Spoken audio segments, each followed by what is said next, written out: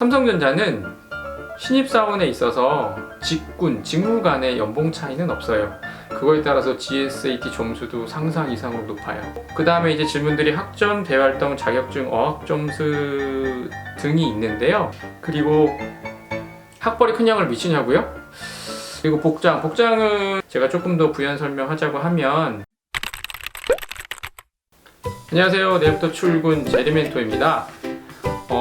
저는 요즘에 어떤 컨텐츠를 만들어서 여러분들에게 도움을 줄 수 있을까 굉장히 고민이 많은데요. 그러다가 저희 팀원분이 이런 컨텐츠가 있습니다 라고 말씀을 해주셔서 보게 되었고, 이 컨텐츠에서 제가 한번 피처링을 해보면 되게 좋을 것 같다 라고 생각해서 지금과 같이 영상을 찍고 있고요. 그 컨텐츠는 뭐냐면 영고TV라는 그 유튜버라고 해야 될까요? 유튜브 방송이었고, 그 중에서 관심을 제가 가졌던 내용은 취준생 필독 20대 삼성 현직자가 말하는 취업 스펙이라는 제목의 컨텐츠였었습니다.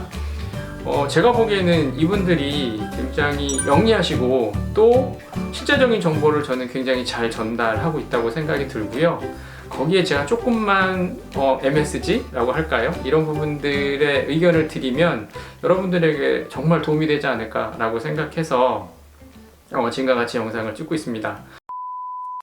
그러니까 본 내용을 시작하기 전에 제 소개를 간략히 드리면, 저는 삼성전자에서 12년간 인사 업무를 했고요. 그 후에 3년간 7개 회사에서 인사 리더로서 근무를 했고, 지금은 이제 창업을 준비 중인 상황입니다.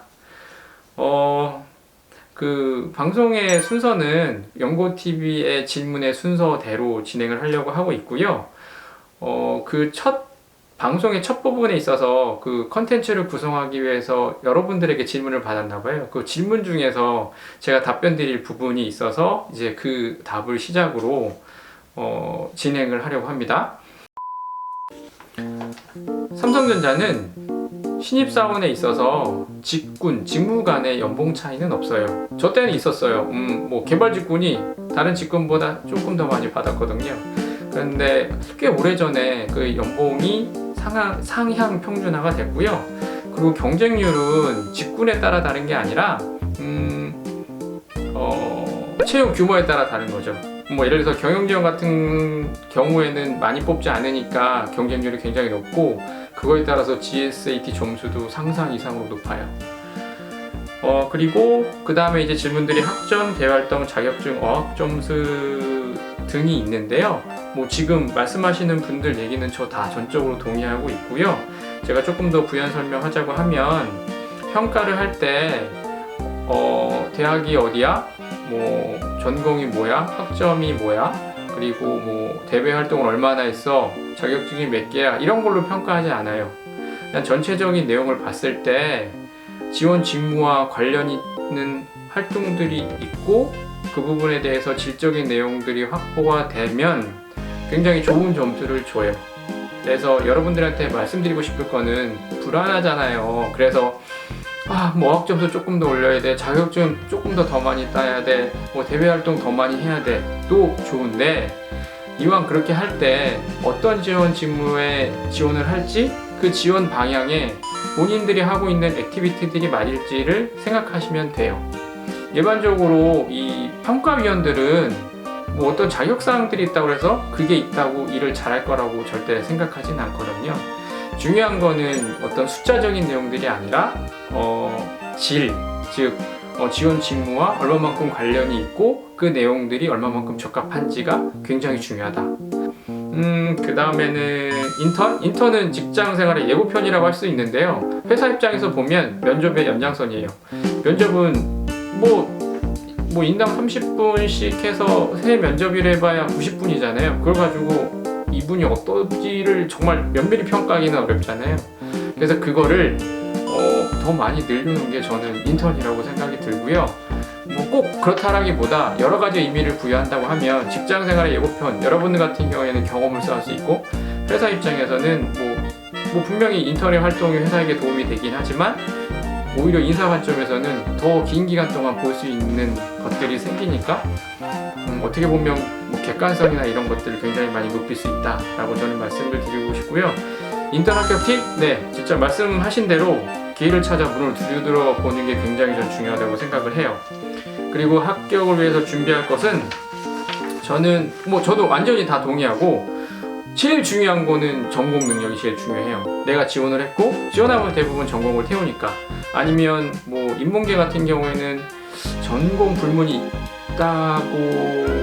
있죠. 근데 중요한 거는 그래도 본인의 전공에 있어서 얼마만큼 전문성이 있고, 전문성이라기보다는 성실했고 그런 내용들을 잘 알고 있는지가 전 중요하다고 생각하고 있고요. 그 다음에 아까 말씀드린 것처럼 지원 직무하고 경험, 뭐 인턴, 파견, 알바 다 상관없어요.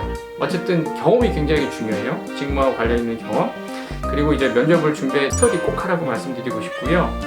그리고 그 스터디 중에는 GSAT를 많이 하시잖아요. 그것도 정말 저는 필요하다고 생각이 들어요. 그래서 모여서 같이 스크럼 짜고 공부하고 생각해보고 의견 교환하고 이런 활동들을 계속 하라고 말씀드리고 싶고, 전공 학점은 매우 중요해요. 근데 매우 중요한데 평균 학점이 중요하진 않아요. 그러니까 예를 들어서 뭐 제가 한번 극한에 한번 예를 들어볼게요. 평점이 4.0인데 전공 학점이 낮아요. 그러면 불합격.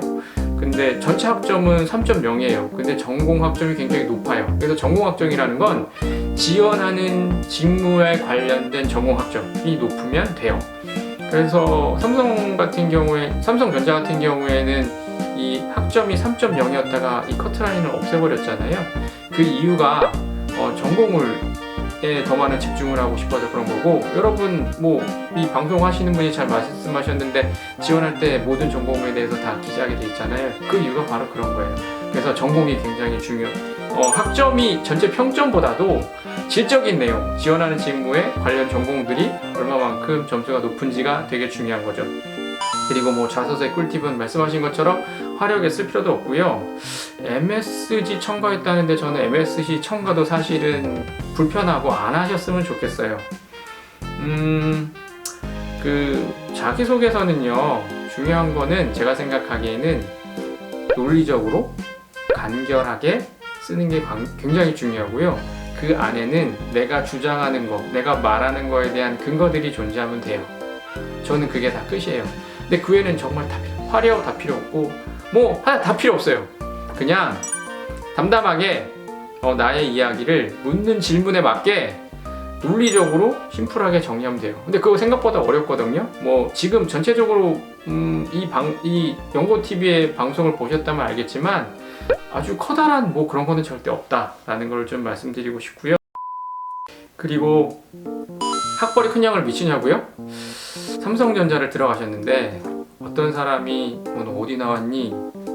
아니면 다른 누군가가 나 어디 나왔어라고 하고 다니면 한마디로 말해서 완전히 찌질이 취급당해요. 예전에 한번 그런 경우가 있었는데 누가 그래요.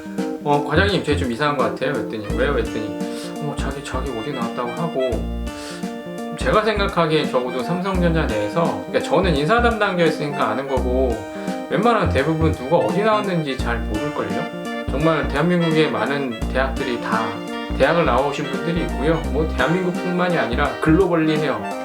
뭐 미국도 있고요.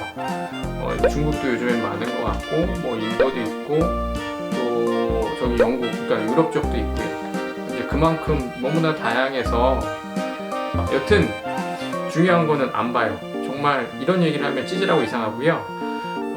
제가 단언컨대 제가 잘 알잖아요. 모든 대학이 있어요. 뭐 그리고 또 사업부마다 뭐 직무마다 뭐가 좀 더 어떤 대학이 많고 적군이 있을 수 있어도 모든 대학이 다 있고, 그리고 뭐 좋은 대학을 나올 때서 그런 건 아니에요. 뭐 예를 들자면 뭐 하버드 MBA 나온 분들도 있고요. 근데 그분이 다른 사람보다 더 퍼포먼스를 잘 내지는 않아요. 여튼 별로 중요하지 않아요. 그리고 GSAT 꿀팁은 저는 뭐라고 얘기하냐면 저희 멘티들에게 그냥 토 나올 때까지 풀라고 해요. 토 나올 때까지 풀어. 토 나올 때까지 풀어봤니? 왜냐하면 이거는 시험이고 유형이 굉장히 익숙해지는 게 중요하다고 생각을 하고요. 그래서 이거는 분명히 시간 싸움이에요. 시간 싸움이고, 그 다음이 좀 빨리 풀 수 있는 것들을 하면 돼요. 그거는 요령이잖아요. 이제 이런 것들을 하기 위해서는 스터디를 같이 하세요. 스터디를 하는데 인문계생만 다 하지 말고요. 인문계, 뭐 공대 이렇게 섞어서 하시고, 그 다음에 그들이 다 문제 푸는 게 다 다르고 생각하는 방식이 다르니까 의견 교환하시면서 토너형 때까지 풀어라.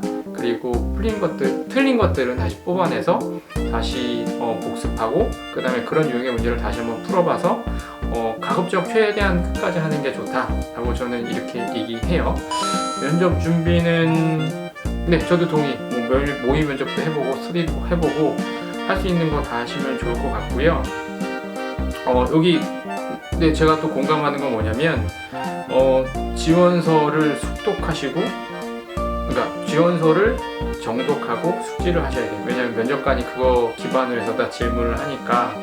그리고 이분이 진짜 제가 생각하기에는 굉장히 중요한 게 뭐냐면 여러분들이 유튜브 방송을 보거나 어떤 책을 읽거나 그러면 자기소개서는 이렇게 하라고 얘기들 많이 하잖아요. 뭐 이렇게 하면 떨어진다고. 근데 이분 한번 자기소개 한번 보세요. 공부할 때는 하고 놀 때는 놀고 연애할 때는 연애했다.